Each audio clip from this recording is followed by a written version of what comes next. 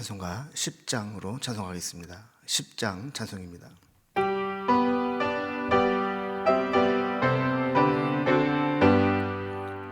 전능왕 오셔서 주 이름 찬송케 하옵소서. 영광과 권능의 성부여 오셔서 우리를 다스려 주옵소서. 강생한 성자여 오셔서 기도를 들으소서.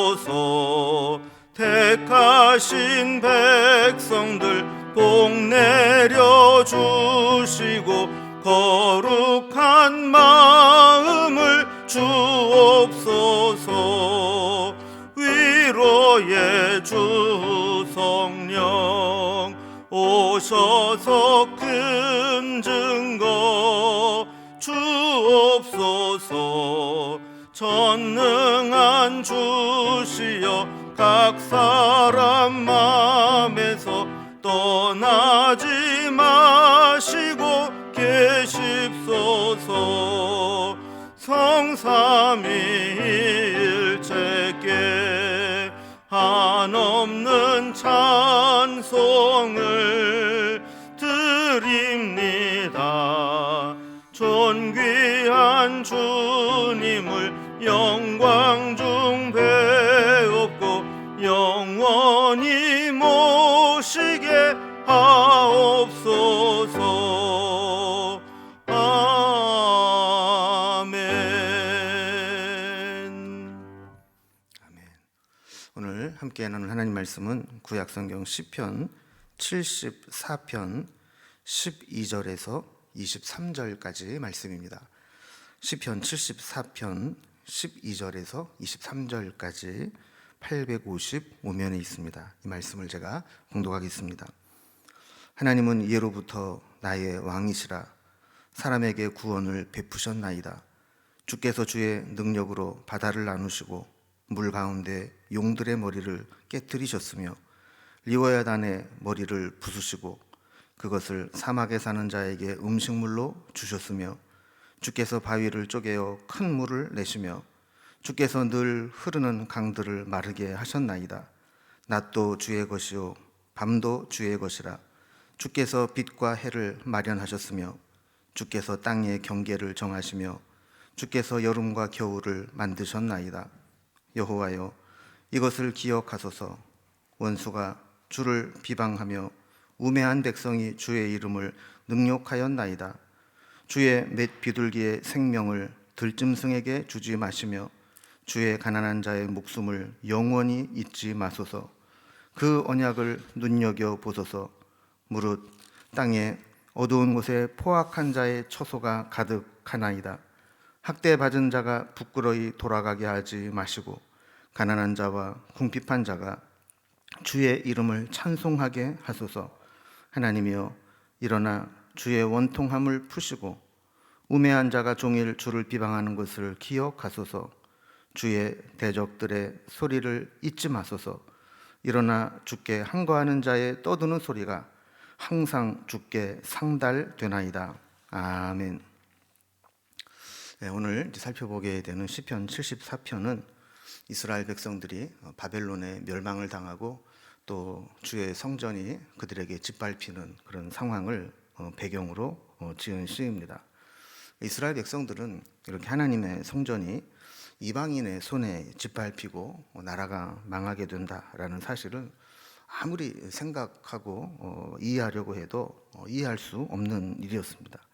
그래서 우리가 주일 새벽에 살펴본 전반부 말씀에 보면 어찌하여 라는 말과 언제까지 라는 탄식을 이제 반복해서 하면서 하나님 어찌해서 이런 일이 일어납니까? 하나님 언제까지 이런 일을 그냥 보고만 계시겠습니까? 라고 하나님 앞에 하소연하는 내용이 있습니다.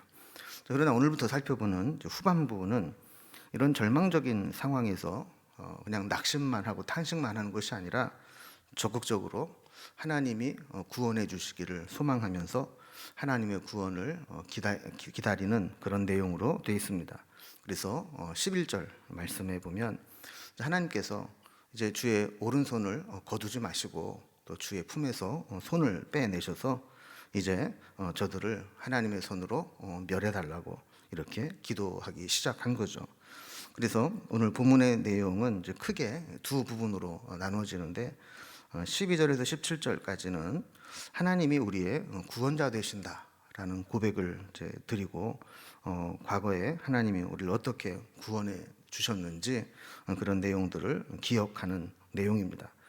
그리고 18절에서 23절까지는 원수들의 악행 그리고 그들의 비방을 기억해 주시고 그들을 심판해 달라 하는 내용으로 되어 있습니다. 저는 먼저 앞부분을 살펴보면 하나님이 우리의 구원자 되심을 고백하고 역사적으로 어떤 구원을 베푸셨는가 하는 것을 고백합니다. 우리가 항상 기억해야 될 것은 우리가 힘들수록 우리가 믿는 하나님이 어떤 분인가를 기억하고 그 하나님을 바라보는 겁니다. 그래서 12절에 보면 하나님은 예로부터 나의 왕이시라 사람에게 구원을 베푸셨나이다 그랬습니다. 하나님이 예로부터 나의 왕이시라. 예로부터라는 것은 언제나 변함없이 하나님이 우리의 신실하신 왕이 되어 주셨다라는 겁니다. 우리는 종종 하나님을 잊고 내 마음대로 내 멋대로 살아서 그렇지 하나님은 언제나 변함없이 나의 왕이셨고 나를 구원하시는 분이다라는 겁니다. 그리고 우리는 힘들수록 하나님이 어떤 분인가 또 하나님이 우리에게 어떤 구원을 베푸셨는가 이것을 늘 기억하고 하나님을 바라볼 필요가 있습니다. 또 13절 이하에서는 역사적으로 하나님이 어떻게 구원하셨는가 하는 것들을 고백하는데 하나님이 홍해를 가르시고 출애굽을 하게 하시며 또 출애굽한 이스라엘 백성들을 광야로 인도하시고 또 광야를 지나가고 가나안 땅에 들어갈 때도 요단강을 가르셔서 그것을 들어가게 하신 이 모든 이 역사들을 보면 하나님의 구원하심이 있었다라는 것을 상기합니다. 그래서 먼저 13절을 보면 주의 능력으로 바다를 나누셨다라고 하는 것은 이제 홍해를 가르시고 출애굽을 인도하신 것을 의미하고 또 물 가운데 용들의 머리를 깨뜨리셨다. 또 14절에도 이어지는 리워야단의 머리를 부수셨다라고 하는 것은 여기 추격해 오는 이 바로의 군대를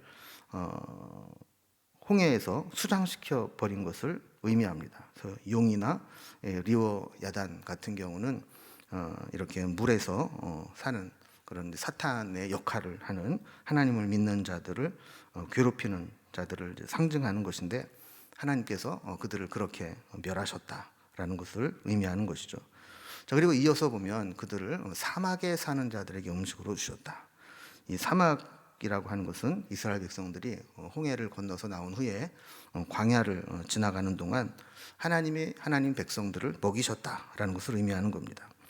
자, 이렇게 13절 14절의 용과 리워야단은 하나님의 창조 질서를 거역하고 하나님을 대적하는 원수를 상징하는 것들인데 하나님께서 그들을 다 멸하셨다라는 겁니다. 자, 그들은 하나님의 백성도 우습게 알고 괴롭히지만 또 하나님은 저들이 하나님의 백성들을 해치는 것을 그냥 바라만 보고 계시지는 않습니다.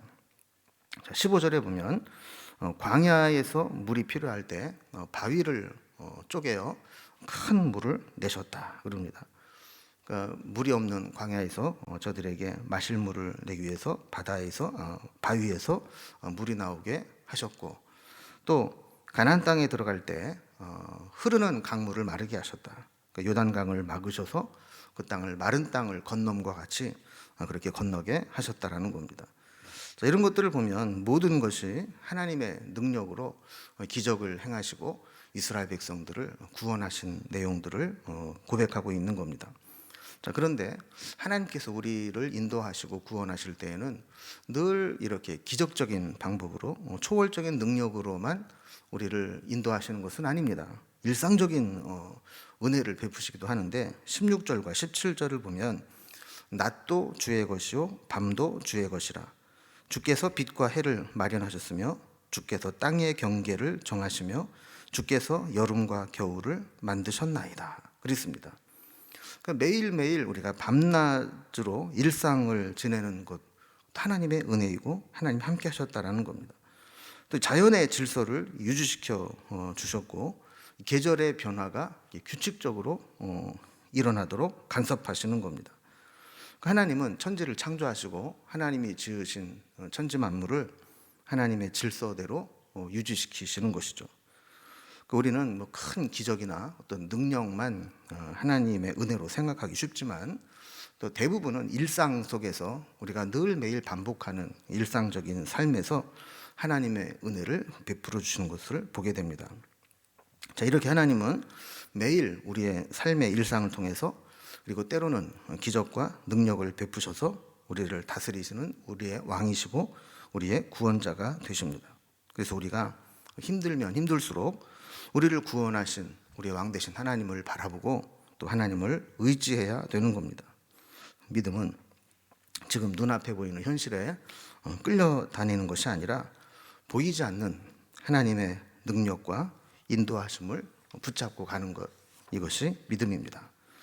두 번째 단락을 보면 원수들의 악행과 비방을 기억해 주시고 심판해 주시기를 기원하는 내용입니다. 시인은 하나님의 능력과 은혜를 고백한 후에 하나님이 다시 우리를 구원해 주시기를, 도와주시기를 간구합니다. 특히 이후의 말씀을 보면 기억하소서, 잊지 마소서, 눈여겨보소서, 기억하소서, 잊지 마소서. 자, 이런 이제 간구를 반복해서 하면서 하나님께서 시인이 당한 고난과 또 고난을 준 악행을 행한 원수들을 꼭 잊지 말고 기억하시고 눈여겨보시고 또 갚아주시기를 그렇게 기도하는 겁니다. 18절 말씀을 보면 여호와여 이것을 기억하소서. 원수가 주를 비방하며 우매한 백성이 주의 이름을 능욕하였나이다. 그랬습니다. 자, 원수의 비방과 능욕하는 것은 사람에게 국한되지 않고 이제 하나님을 비방하고 하나님의 이름을 능욕하는 것으로 나타나게 된다라는 겁니다. 특히 원수의 비방과 능욕의 목소리는 시인이 기도하는 소리보다 훨씬 더 크고 강해 보입니다. 그래서 시인은 비록 그들과 같이 큰 소리로 기도하지 못한다 할지라도 작은 소리로 기도해도 하나님이 꼭 그 기도를 들으시고 기억해달라 이렇게 간구하는 것이죠. 자, 19절에 보면 주의 맷 비둘기의 생명을 들짐승에게 주지 마시며 주의 가난한 자의 목숨을 영원히 잊지 마소서 그랬습니다. 여기 보면 맷 비둘기와 또 우매한 백성이 나오는데 시인은 자기 자신을 이 맷 비둘기, 이 맷 비둘기는 산 비둘기를 말하는데 아무도 지켜주지 않는 산 비둘기나 스스로 방어할 수 있는 힘을 가지고 있지 못한 가난한 자, 자기 자신을 그렇게 지금 표현하고 있는 겁니다. 그러니까 하나님이 보호해주지 않으시면 먹잇감에 불과하다라는 거예요. 우리가 고난 당하기 전에는 내가 뭐라도 이렇게 된 것처럼 힘이 있는 것처럼 이렇게 생각을 하지만 막상 고난을 당하고 나면 하나님이 나를 돌봐주지 않으면 나는 그냥 이 세상에 먹잇감에 불과하구나, 이거를 깨닫게 되면서 고난은 때로 우리를 힘들게 하긴 하지만 한편으로는 우리를 겸손하게 만들고 또 하나님의 긍휼을 구하게 되는 그런 역할을 하기도 합니다. 그래서 20절을 보면 그 언약을 눈여겨보소서. 무릇 땅에 어두운 곳에 포악한 자의 처소가 가득하나이다 그랬습니다. 그러니까 시인은 뭐 그럴 리야 없지만 행여라도 하나님이 그냥 소홀히 여기시는 가운데 포악한 자가 하나님의 눈을 피해서 숨어 있을까 봐 불안한 겁니다. 그래서 하나님이 그 눈을 아주 눈여겨 보시고 또 포악한 자의 처소가 어두운 곳에 숨어 있는 것, 그것을 꼭 기억해 달라고 기도하는 거죠. 특히 시인은 그 언약을 눈여겨 보소서 그랬어요. 하나님께서 하나님의 백성들을 돌보시고 지켜주신다고 약속하신 그 언약의 말씀, 그것을 기억해 달라 그러면서 하나님의 약속을 붙잡는 모습을 보게 됩니다. 21절에서는 이제 학대받는 자가 부끄러이 돌아가지 않고 가난한 자와 궁핍한 자가 주의 이름을 찬송하게 해달라, 이렇게 기도합니다. 한때 이 악한 자에게 학대를 받지만 그렇다고 해서 그렇게 비참하게 끝나게 내버려 두지 말아달라는 거예요. 지금까지 이렇게 학대를 당하고 고통을 당하는 것은 어쩔 수 없지만, 그러나 그것으로 끝나는 것이 아니라 하나님의 구원을 힘입어서 다시 회복하게 해달라 하는 기도입니다. 시인은 기도하지만 또 한편으로는 하나님의 구원을 기다리다가 지쳐서 낙심할까 봐 반복해서 하나님 앞에 간구하는 것을 봅니다. 그래서 22절에서도 하나님이 일어나셔서 원수들이 신성모독하고 하나님의 성전을 짓밟는 것을 갚아주시고, 또 교만하게 하루 종일 이 비방하는 것을 기억해달라, 이렇게 기도하죠.